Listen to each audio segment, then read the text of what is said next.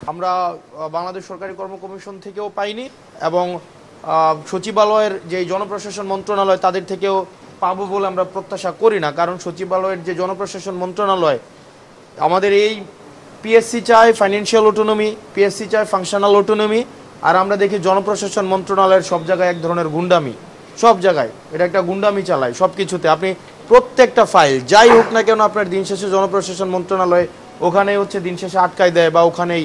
তো আমাদের আসলে এই আমার মনে হয় যারা এখন বর্তমানে আমলা রয়েছেন, বর্তমানে মন্ত্রণালয়গুলো চালাচ্ছেন, তারা এই যুগের মানে বাস্তবতা আসলে তারা ধারণ করতে পারছে না বা তারা সময়কে পড়তে পারছে না।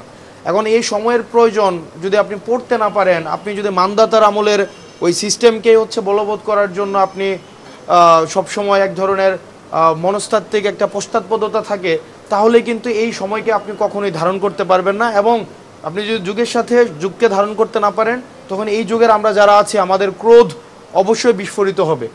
এই কারণে আমরা জনপ্রশাসন মন্ত্রণালয়কে বলবো যে আপনারা সংস্কারের মধ্য দিয়ে, আমরা জনপ্রশাসন মন্ত্রণালয় সংস্কারের প্রস্তাবনা দেওয়া হয়েছিল, সেটির মধ্যে আমরা এক ধরনের অনীহা পেয়েছি এবং এই ফাইলও মনে হয় জনপ্রশাসন মন্ত্রণালয়ের ওই যে লেজুর বৃত্তি আছে না, ওই যে একদম এই টেবিল থেকে ওই টেবিল, ওই টেবিল থেকে ওই টেবিল, এটাও 6-7 মাস লেগে যাবে। 6-7 মাসের মধ্যে আবার দেখা যাবে আবার নির্বাচিত সরকার অর্থাৎ এই প্রায়োরিটি লিস্টে মানে জনপ্রশাসন মন্ত্রণালয়ের বটম লাইন আমাদের এই চাকরি প্রার্থীরা নেই। আমাদের চাকরি প্রার্থীরা আসলে সংখ্যায়, আমরা যারা চাকরি প্রার্থী আছি এটা রূঢ় বাস্তবতা, আমরা বাংলাদেশে আসলে সংখ্যায় ম্যাটার করি। আমাদের যে আসলে প্রয়োজন, জীবন জীবিকা, আমাদের ডিগনিটি, আমাদের এটা চাকরি প্রার্থীর যে বাংলাদেশের বাস্তবতা, আমাদের ডিগনিটি, এটা আসলে তাদের প্রায়োরিটি লিস্টের মধ্যেই নাই। আমরা তো আসলে চাকরি প্রার্থী ছিলাম, আমরা দেখেছি যে আমাদের বাস্তবতা এমন। এই সময়ে এসে আমাদের 3 বেলার জায়গায় 2 বেলায় খাইতে হয়। আমরা দেখেছি সেন্ট্রাল লাইব্রেরিগুলোতে, পাবলিক লাইব্রেরিগুলোতে মাস্টার্স কমপ্লিট করে ডিপার্টমেন্টে প্লেস করার পরও জুতা সেলাই করে পড়তে হয়। জুতা সেলাই করে আমরা দেখেছি তাদের জীবন মানে এমন হয় যে আসলে তখন মানে আমাদের অফুরন্ত সম্মান থাকে। একটা ঢাকা ইউনিভার্সিটি থেকে, পাবলিক ইউনিভার্সিটি বা ন্যাশনাল ইউনিভার্সিটি থেকে একটা ছেলে যখন পাশ করে বের হয়, সমাজ কিন্তু তাকে সম্মানটা দেয় এবং তার থেকে কিন্তু পরিবার প্রত্যাশা করে, কিন্তু সেই পরিবার প্রত্যাশা এবং সম্মানের আনুপাতিক হারে কিন্তু আমরা পরিবার এবং সমাজে কিন্তু আমরা কোনো কন্ট্রিবিউট করতে পারি না। এবং এইটা কন্ট্রিবিউট করার জন্য যে রাষ্ট্র আমাদেরকে যেভাবে সহায়তা করা উচিত ছিল, রাষ্ট্রের যেই প্রয়োজনীয় আয়োজন করা উচিত ছিল, সেই জায়গায় তাদের আমরা চূড়ান্ত রকমের অনীহা দেখছি। এবং আমরা দেখেছি জনপ্রশাসন মন্ত্রণালয় ভাগ বাটোয়ারা নিয়ে ব্যস্ত, পোস্টিং প্রমোশন নিয়ে ব্যস্ত।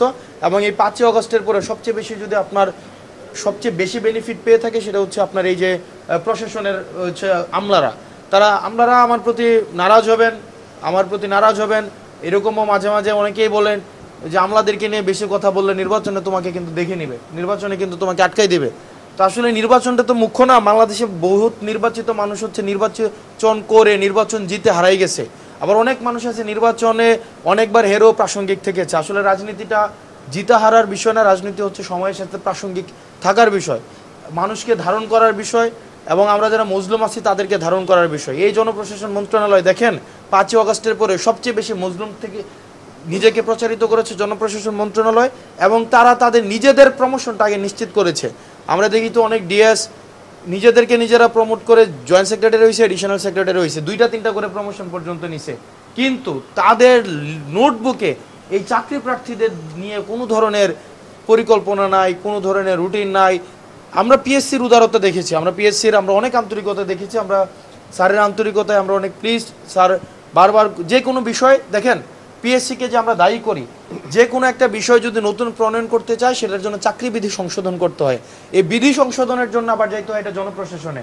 তাহলে আপনার দিন শেষে আপনি এই পিএসসির যদি উদারতাও থাকে কোনো বিষয় সংশোধন করার, কোনো নতুন আধুনিকায়ন করার বা প্রয়োজনের সাপেক্ষে, সময়ের সাপেক্ষে কোনো নতুন পলিসি অ্যাডপ্ট করা, দিন শেষে কিন্তু এই পিএসসি এটা করতে পারে না।